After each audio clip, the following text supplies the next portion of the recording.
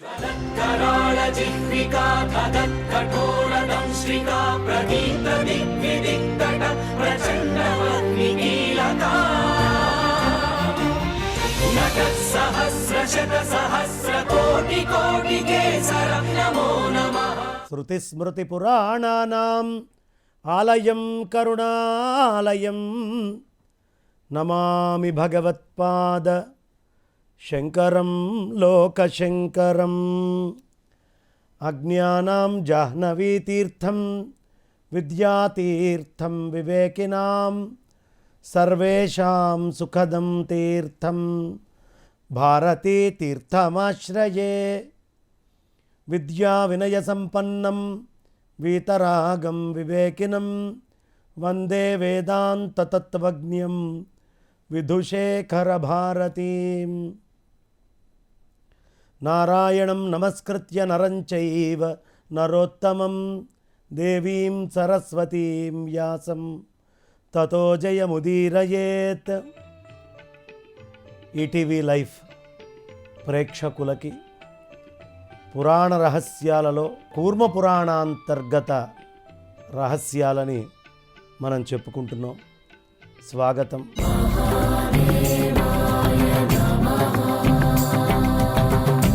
అమ్మవారి యొక్క మహత్తులు, ఆ అమ్మవారి యొక్క సహస్రనామంలో ఉన్నటువంటి అనేకమైనటువంటి విభూతుల్ని మనం చెప్పుకుంటూ ఉన్నాం. ఏమిటి ఆ అమ్మవారి యొక్క గొప్పతనం, ఆ తల్లి యొక్క ప్రత్యేకత ఏమిటి? ఎంత చెప్పినా ఆవిడ గురించి పరిపూర్ణంగా చెప్పడం ఎవరి తరము కాదు, ఎవరికి సాధ్యం కూడా కాదు. మనం ఇంతకు ముందు ఆవిడ ముల్లోకాల్లోకి అందమైనటువంటి తల్లి ఎవరైనా ఉంది అంటే, నమస్కరించడానికి యోగ్యమైనటువంటి తల్లి ఎవరైనా ఉంది అంటే, సుందరి అయి స్వేచ్ఛాచారిణి అయి మహానుభావురాలై సత్వగుణంలో నిలిచినటువంటి ఆ తల్లి, ఆవిడ్ని మహిషాసురమర్దిని అని పిలుస్తాం అనుకున్నాం. ఆ శ్లోకాలన్నిటినీ, సహస్రనామాల్ని ఇంకా ముందరికి తీసుకుంటూ వెళ్తూ, పద్మనాభ పాపహర విచిత్ర ముకుటాంగద, ఆవిడ నాభియందు పద్మం ఉంటుందట.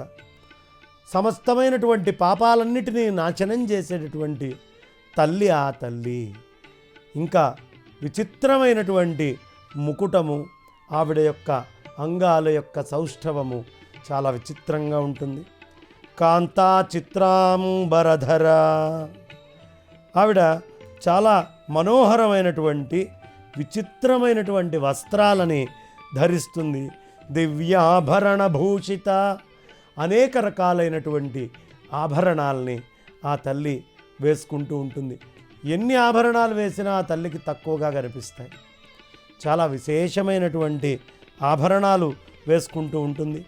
హంసాఖ్య వ్యోమ నిలయ, ఆవిడ పేర్లల్లో హంస అనేటటువంటి పేరు ఉంది. ఆ హంస అనేటటువంటి పేరు ఆవిడదే. ఏమిటి హంస? జీవ పరమాత్మల యందు మధ్యలో ఉన్నటువంటి మాయాస్వరూపిణి ఆ తల్లి. హా అంటే జీవుడు, సా అంటే పరమాత్మ. ఈ జీవుడికి పరమాత్మకి మధ్యలో ఉండేటటువంటి ఆ శక్తే ఈ తల్లి. అందుకనే ఈవిడ్ని హంసాఖ్య అంటాం. ఆవిడ ఎక్కడ నివసిస్తుంది అంటే చాలా విశేషమైనటువంటి మాట చెప్పారు. వ్యోమ నిలయ, ఆకాశంలో ఉంటుంది. ఎనర్జీ ఎక్కడి నుంచి వస్తుందండి అంటే స్పేస్ నుంచే ఎనర్జీ వస్తుంది. స్పేస్ అనేటటువంటిది లేకపోతే ఎనర్జీకి ఏ విధమైనటువంటిది ఉండదు. అక్కడి నుంచి తనను రూపాంకురం చేసుకుంటుంది. స్పేస్ నుంచి వాయువులోకి, వాయువు నుంచి అగ్నిలోకి, అగ్ని నుంచి జలములోకి, జలము నుంచి పృథ్వీలోకి, ఇలా చేసుకుంటుంది. కానీ ఆవిడ ఉండేది ఎక్కడ? వ్యోమ నిలయ, వ్యోమంలో ఉంటుంది. ఇంకా గొప్ప విషయం, జగత్సృష్టి వివర్ధని, ఈ జగత్తుని, ఈ జగత్తులో ఉండేటువంటి సృష్టి మొత్తాన్ని మల్టిపుల్ చేసేటటువంటిది, విస్తృతంగా వర్ధింపజేస్తుంది ఆ తల్లి. నియంత్రి యంత్ర మధ్యస్థ, ఆవిడ్ని ఎవరు నియంత్రణ చేయలేరు. ఆవిడ ఎక్కడ ఉంటుందయ్యా? యంత్ర మధ్యంలో నివసిస్తుందండి. నందిని భద్రకాళిక, ఎప్పుడూ సంతోషపరుస్తూ ఉంటుంది. భద్రకారిక, మంగళప్రదురాల ఆ తల్లి. అలాంటి ఆ నామము ఒక్కొక్కటి వింటూ ఉంటే ఒళ్ళు గగురు పొడుస్తుంటుందండి.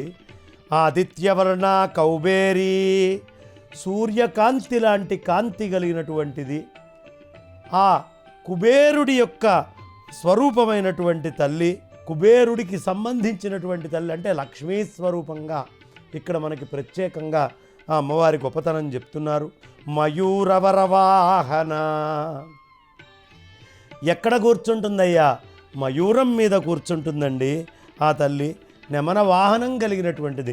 ఒక్క నెమలి వాహనమేనా అండి? వృషాసనగత, వృషభం మీద కూడా కూర్చుంటుందండి. ఆవిడ తెల్లటి వర్ణంలో ఉంటుంది. గౌరీ, ఆవిడ గౌరేనా అండి? మహాకాళి, ఆవిడ కాళీ స్వరూపం కూడా, నల్లగా కూడా ఉంటుంది. ఇంకా ఏమిటి ఆవిడ ప్రత్యేకత? సురార్చిత, సురులచే నిరంతరము పూజింపబడేటటువంటిది ఆ మహాతల్లి. అదితిర్, అదితిర్ అంటే ఏ హద్దులు లేనటువంటిది. ఆ శక్తికి ఎవడైనా ఒక హద్దు పెడదాము అని చూస్తే ఎవడి తరము కాదండి. హద్దు లేనటువంటి శక్తి స్వరూపిణి అదితిర్. నియతా రౌద్ర, ఆవిడ అదితే కాదు, రౌద్రస్వరూపిణి కూడా ఆ తల్లే. చాలా నియమంగా ఉండేటటువంటి తల్లి. నియత రౌద్రరూపిణి, ఎంత పెద్ద మాట చూడండి. పద్మగర్భ వివాహన, ఆవిడ పద్మము యొక్క గర్భంలో ఉంటుంది. వివాహన అంటే పక్షిని వాహనంగా కలిగినటువంటి తల్లి అని చెప్తున్నారు. విరూపాక్షి లేరిహాన మహాసుర వినాశిని. ఇంకా ఏమిటయ్యా అంటే 3 నేత్రాలు కలిగింది. ఆవిడ ఎప్పుడూ ఆస్వాదిస్తుంటుంది. లేలిహానా, ఆవిడ చాలా ఆస్వాదిస్తుందట ప్రతిదాన్ని. అదేవిధంగా ఆవిడ మహాసుర వినాశిని, చాలా గొప్ప గొప్ప రాక్షసులైనటువంటి వాళ్ళని, శుంభ నిశుంభ రక్తబీజాదులు ఎంతమందిని, ఎలాంటి రాక్షసులనైనా అనాయాసంగా, మహారాక్షసులట, సామాన్యమైనటువంటి రాక్షసులు కాదు, మహారాక్షసులందరినీ కూడా ఆ తల్లి భంజిస్తుంది. ఇంకా ఏమిటయ్యా? మహాఫల, చాలా గొప్ప ఫలం ఇస్తుందండి ఆవిడ. ఆవిడని ఎవరు ఆశ్రయిస్తారో వాళ్ళకి ఫలమునందు ఎప్పుడూ లోటు ఉండదు. బెస్ట్ ఫ్రూట్స్ వాళ్ళకి వాళ్ళు చేసే పనుల్లో లభిస్తాయి. అది ఆ శక్తి మాత్రమే ఇవ్వగలదు. నవద్యాంగి అనవద్యాంగి, ఆవిడ దోషము అనేటటువంటిది లేదు అసలు. అనవద్యము, నిందించడానికి అవకాశమే లేదు. దోషము అనేటటువంటిది ఆవిడ యందు రానే రాదయ్యా. దోషరహితమైనటువంటి శరీరం కలిగినటువంటి తల్లి. విచిత్రరత్నముకుట ప్రణతార్తి ప్రభంజిని, ఆవిడ చాలా విచిత్రమైనటువంటి మకుటాల్ని ధరించడమే కాకుండా చాలా ప్రణతి బాధల్లో ఉండేటటువంటి వాళ్ళని, ఆ బాధల్ని అన్నిటినీ హరిస్తూ కామరూప విభావరి, ఆవిడ దోషరహిత స్వరూపిణియే కాకుండా స్వేచ్ఛా విహారం చేయగలిగి స్వేచ్ఛా రూపాన్ని ధరించగలిగినటువంటి తల్లి ఆ తల్లి. ఇంకా ఆ తల్లి గొప్పతనం ఏమిటండి? కౌశికి, ఆ కౌశికి ఆవిడ. అలా అదేవిధంగా చాలా విశేషమైనటువంటి కర్షణి, ప్రతిదాన్ని ఇలా తన వైపుకి గుంజుకుంటూ ఉంటుంది, కర్షిస్తూ ఉంటుంది. కాబట్టి కర్షిణి.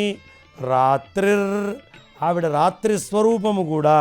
త్రిదశార్తి వినాశిని, అనేక రకమైనటువంటి ఆర్తులు ఏవైతే ఉంటాయో, త్రిదశ అంటే దేవతలు, ఆ దేవతల యొక్క ఆర్తిని పోగొట్టగలిగినటువంటి తల్లి ఎవరయ్యా అంటే ఈ తల్లేనండి. ఈ మహాతల్లి ఒక్కసారి అనుగ్రహించిందంటే దేవతల కష్టాలే తేలిగ్గా పోతాయి. ఇక మనుష్యమాతృలమైనటువంటి మన కష్టాలు ఒక కష్టాల. బహురూప స్వరూపాచ విరూప రూపవర్జిత, అనేక రూపాల్లో కనిపిస్తుంది. అనేక రూపాల్లో ఉందా అంటే తన యొక్క స్వరూపము తానే అయి ఉంటుంది. విరూపాచ, ఏ రూపము లేకుండా ఉంటుంది, విశేషమైనటువంటి రూపంతో. రూపవర్జిత, విరూపయై రూపవర్జితయై కూడా ఉంటుంది. అంతేనా? భక్తార్తిశమిని, భక్తులకి అనేక రకమైనటువంటి ఆర్తులు ఉంటాయి. చాలా రకరకాలైనటువంటిది, నాకు ఇది ఇవ్వమ్మా అది ఇవ్వమ్మా అని ఆర్తితో అభ్యర్థన చేస్తాం. ఆవిడ ప్రత్యేకత ఏమిటయ్యా అంటే భక్తార్తిశమని, భక్తుడికి ఉండేటటువంటి ఆర్తి ఏదైతే ఉంటుందో ఆ ఆర్తిని మొత్తాన్ని శమింపజేసేటటువంటి తల్లండి ఆ తల్లి. భవ్యా భవతాపనాశిని, చాలా భవ్యమైనటువంటిది ఆ తల్లి. ఈ బాహ్యమైనటువంటి తాపాలు ఏవైతే ఉన్నాయో ఆధ్యాత్మిక, ఆదిదైవిక, ఆది భౌతికమనేటటువంటి తాపాలు, ఈ తాపాలన్నిటినీ కూడా పరిపూర్ణంగా వినాశనం చేసేటటువంటి మహాతల్లి. ఎవ్వరికి ఏ కష్టం వచ్చినా, ఏ ఇబ్బంది వచ్చినా, ఏ ఆర్తితోటి వాళ్ళున్నా ఒక్కసారి భక్తితో గనక ఆ తల్లి దగ్గరికి వెళ్ళి నమస్కరిస్తే భక్తార్తిశమని, అదేవిధంగా ఆ తల్లి చాలా అద్భుతమైనటువంటి తాపాలన్నిటినీ తీసేస్తుంది. అంతేనా, నిర్గుణ, ఇన్ని ఉన్నప్పటికీ ఏ గుణము లేనటువంటి తల్లి, కానీ అన్ని గుణాలు తనలో చూపిస్తుంది. నిత్య విభవ, ఎప్పుడు చాలా విశేషమైనటువంటి ఆ వైభవంతో ఉంటుంది. నిస్సార నిరపత్రప, సారమైనటువంటి ఏది అనుకుంటూ ఉంటామో అది ఏదీ లేదయ్యా, ఈ తల్లే అని చెప్పుకుండేటట్టుగా ఉంటుంది. ఇక తపస్విని సామగీతిర్ భవాంక నిలయాలయ, దీక్షా విద్యాధరీ దీప్త మహేంద్ర వినిపాతిని, సర్వాతిచాయిని విశ్వ సర్వసిద్ధిప్రదాయిని, సర్వేశ్వర ప్రియా భార్య సముద్రాంతరవాసిని. ఈ తల్లి శాశ్వతమైనటువంటి వైభవంతో పాటు సారం ఏదీ లేనటువంటిదై, ఈవిడ తపస్విని, ఈవిడ సామగాన రూప, శంకరుడి ఒడిలో ఎప్పుడూ నివసిస్తూ ఉంటుంది. వామాంకములో, అలా స్వామివారి వామాంకంలో కూర్చొని ఉంటుంది. ఆ తల్లి ఎప్పుడూ నివసిస్తూ ఉంటుంది. ఈవిడ దీక్షితురాలు. ఈవిడ దీక్షితురాలేనా అంటే అనేక విద్యలని ధరించినటువంటి తల్లి కూడా ఈ తల్లేనయ్యా. మొత్తము ఎక్కడ చూసినా ప్రకాశమని నీకేదైనా కనిపిస్తే ఆ ప్రకాశం అంతా కూడా ఈవిడే, ప్రకాశించేది ఈవిడే. అదేవిధంగా మహేంద్రుడు, నాకు ఈ పదవి ఉంది, నేను దేవేంద్రుణ్ణి అని గొప్ప చెప్పుకుంటే ఆ మహేంద్రుణ్ణి కూడా పదవీ భ్రష్టుణ్ణి చేసేటటువంటి తల్లి ఈ తల్లండి. అన్నింటినీ అతిశయించినటువంటి మహాతల్లి, ప్రపంచ రూప. ఈ ప్రపంచము ఏదైతే మనకు కనిపిస్తోందో ఆకాశ, వాయు, అగ్ని, జల, పృథివీ స్వరూపమైనటువంటి పంచలతో అవే ప్రకృతిగా కలిగి ఉన్నటువంటి కనిపించే జగత్తంతా కూడా ఆవిడ యొక్క రూపమే. అందుకనే ప్రపంచ రూపము అంతా కూడా ఆవిడదే. ఏవైనా సిద్ధులు మనకు కావాలంటే, ఏ సిద్ధి కావాలన్నా అణిమ, గరిమ, లఘిమ, మహిమ, అలాగే మనకి వశిత్వ, ప్రాకామ్య, ఈశిత్వాది సిద్ధులు ఏం కావాలన్నా అవన్నీ కూడా ఆ తల్లి అనుగ్రహిస్తుందండి. ఆ తల్లి యొక్క అనుగ్రహమే ఈ సమస్తమైనటువంటి సిద్ధులు. కాబట్టి ఇలాంటి సిద్ధులన్నిటినీ ఇచ్చేటటువంటి ఆ తల్లి సర్వేశ్వరుడికి చాలా ప్రియమైనటువంటి భార్య అండి. సర్వేశ్వరుడికి ప్రపంచంలో దేని పట్ల ప్రీతి ఉండదు. ఆయనకి ప్రీతి ఉంది అంటే అది ఈ తల్లి పట్ల. అందుకనే ప్రియమైన భార్య. సముద్రం మధ్యలో నివసిస్తుంది తల్లి. ఎక్కడుంటుంది తల్లి అంటే సముద్ర మధ్యంలో. అందుకే సముద్రవసనే దేవి పర్వతస్థన మండలి. ఇక్కడ భూస్వరూపంగా ఆ తల్లిని విశేషంగా చెప్తూ ఉన్నారు. ఇక ఏ విధమైనటువంటి కలంకం ఆవిడికి వంకబెట్టడానికి లేదు. ఆధారం ఏది కూడా ఆవిడికి అవసరం లేదు. నిరాధారమైనటువంటిది, శాశ్వత సిద్ధి కలిగి ఉంటుంది. ఆవిడకేదో ఇవాళ సిద్ధి ఉంటుందండి, రేపు ఉండదు. దేవేంద్రుడు ఇవాళ ఇవ్వగలడండి, ఈ పదవి అయిపోగానే ఇంకా ఆయన కూడా ఏమి ఇవ్వలేడు, అలా ఉండదు. ఈ తల్లి దగ్గర శాశ్వత సిద్ధిని ఇవ్వగలిగినటువంటి తల్లి. ఏ రోగబాధలు లేనటువంటిది. ఆ తల్లికి రోగబాధ అంటే తెలియదండి. కోరికల్ని తీర్చేటటువంటి కామధేనువు ఈ అమ్మవారు. పెద్ద గర్భం కలిగినది, చాలా బుద్ధిమంతురాలండి. మోహాన్ని మొత్తాన్ని నశింపజేస్తుంది. ఏ విధంగానూ మోహము అనేటటువంటిది ఉంచదు. ఆవిడ నిస్సంకల్ప. ఏ విధమైనటువంటి సంకల్పాలు లేనటువంటి సంకల్పరహిత ఆవిడ. నిరాతంక, ఆవిడికి ఎక్కడ భయము అనేటటువంటిది లేనే లేదు. వినయప్రియ, వినయము ఉంది. వినయం కలిగినటువంటి వాళ్ళ మీద చాలా ప్రీతితోటి ఉంటుంది. అందుకనే ఎవడు వినయంతో ఉంటాడో వాడి పట్ల అమ్మ ప్రీతితోటి ఉంటుంది అని చాలా విశేషంగా చెప్తున్నారు. జ్వాలామాల సహస్రాఢ్య దేవదేవి మనోమయీ, వేల అగ్నిజ్వాలల్ని హారంగా ధరించినటువంటిది దేవతలకే దేవి, మనోమయ రూపమైనటువంటి తల్లి ఆ తల్లిది. ఏమిటి దేవతలకే దేవి? ఏ దేవుడు తన ముందరకు వచ్చిన ఆ దేవతా శక్తి అంతా కూడా ఈ తల్లే. కాబట్టి దేవతలకే దేవి, మనోమయ రూప, గొప్ప పూజ్యురాలండి ఈవిడ. ఎంత గొప్ప పూజ్యురాలయ్యా అంటే భర్గరూపిణి కూడా ఈవిడేనండి. ఎక్కడి నుంచి పుట్టిందండి? వాసుదేవ సముద్భవ, వాసుదేవుడి నుంచి ఈ తల్లి వచ్చింది. అందుకనే ఎవరు వాసుదేవ వాసుదేవ వాసుదేవ అంటూ ఉంటారో వాళ్ళందరికీ కూడా ఈ తల్లి వశమై ఆయన నుంచి వచ్చింది కాబట్టి వాళ్ళ మాటని నెగ్గిస్తూ ఉంటుంది. అందుకనే నిరంతరము వాసుదేవ సముద్భవ, వాసుదేవుడి నుంచి ఉద్భవించినటువంటి తల్లి. మహేంద్రోపేంద్ర భగిని భక్తిగమ్య పరావరా, మహేంద్రుడికి విష్ణువుకి కూడా ఈ తల్లి సోదరి అండి. భక్తితో చేరదగింది ఈ తల్లి. కేవలం భక్తిగమ్య పరావరా, భక్తి ఉంటే మాత్రమే ఒక మనిషి ఈ తల్లిని చేరగలుగుతాడు. ఎవరినైనా ఎక్కడికైనా వెళ్ళాలనుకోండి, మనకి దానికి అవసరమైనటువంటి ఏ టికెట్టో పాస్పోర్టో దీనికి అవసరమైనటువంటి సామాగ్రి అన్నీ పెట్టుకొని వెళ్తాంగా. రైలు అయితే రైలు టికెట్టు, బస్సు అయితే బస్సు, ఫ్లైట్ అయితే ఫ్లైట్ టికెట్టు అన్నీ పెట్టుకొని ఎలా వెళ్తామో, మరి ఈ అమ్మవారి దగ్గరికి చేరాలి అంటే ఈ అమ్మవారిని చేరడానికి అవసరమైన టికెట్ ఏదండి అని అడిగారు.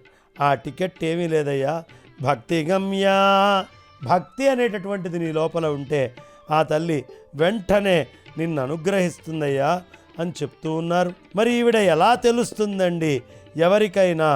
ఏ విధంగా ఎవరైనా కనుక్కోగలుగుతారు అంటే ఈ తల్లి జ్ఞానం వల్ల మాత్రమే తెలుస్తుంది. వేదాంత గమ్య ఈవిడ, దక్షిణ ఈవిడే, దహించేది ఈవిడే, అన్నిటికంటే పొడవైనటువంటిది ఈ తల్లే, ప్రాణులందరిచే నమస్కరించబడేటటువంటిది ఈ తల్లే. ఈ తల్లి ఎంత గొప్పదయ్యా అంటే ముసలితనానికి అతీతమైనటువంటిది. ఈ తల్లికి ముసలితనం అనేది ఉండదు. ఎందుకు అంటే శక్తి చూడండి, పొటెన్షియల్గా ఉంటుంది, అక్కడి నుంచి కైనెటిక్గా మారుతుంది, అక్కడి నుంచి థర్మల్గా మారుతుంది, అక్కడి నుంచి మనందరికీ హైడ్రల్గా మారుతుంది, అక్కడి నుంచి భూమిలోకి వచ్చి మనందరికీ చాలా అద్భుతమైనటువంటి మ్యాగ్నెటిక్ వేవ్ శక్తి కింద, గ్రావిటేషనల్ ఫోర్స్ కింద మారుతుంది. ఇప్పుడు చూడండి, ఈ ఐదిటిలో శక్తి అనే దాంట్లో మార్పు లేదు, దానికి వృద్ధాప్యం లేదు, కానీ రూపాంకురం అనేది చెందుతూ ఉంటుంది. ఏ రూపంలో ఆ రూపంలో శక్తిగా కనిపిస్తూ ఉంటుంది.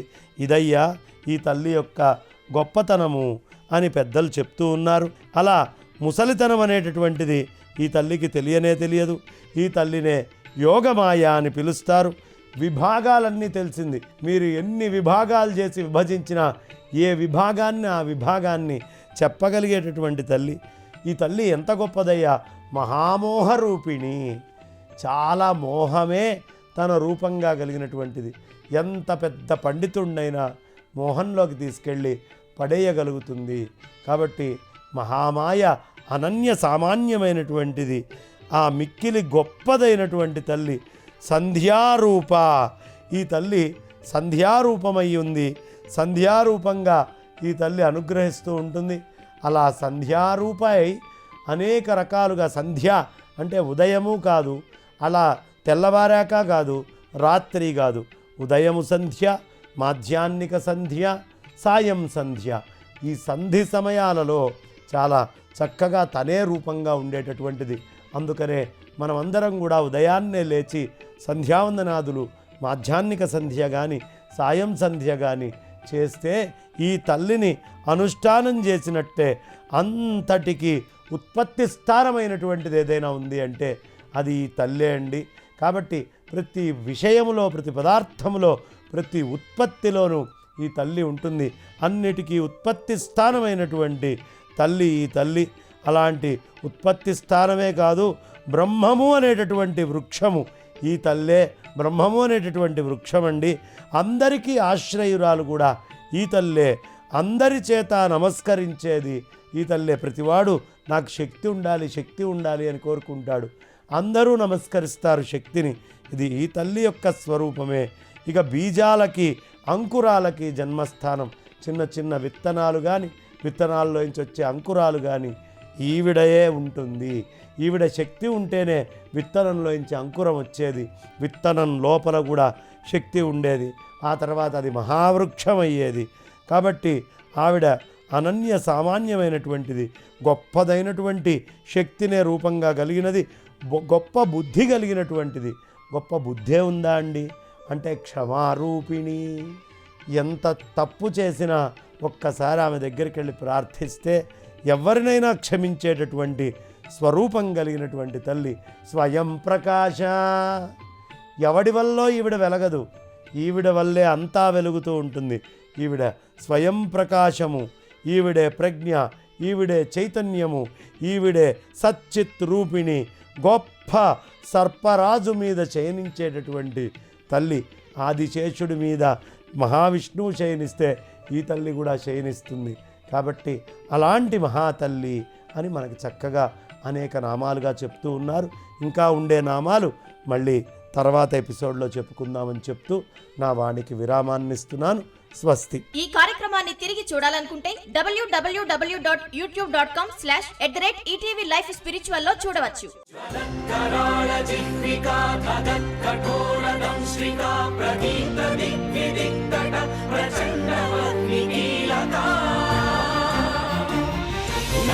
సహస్ర శత సహస్ర కోటి కోటి కేసరం నమో నమః.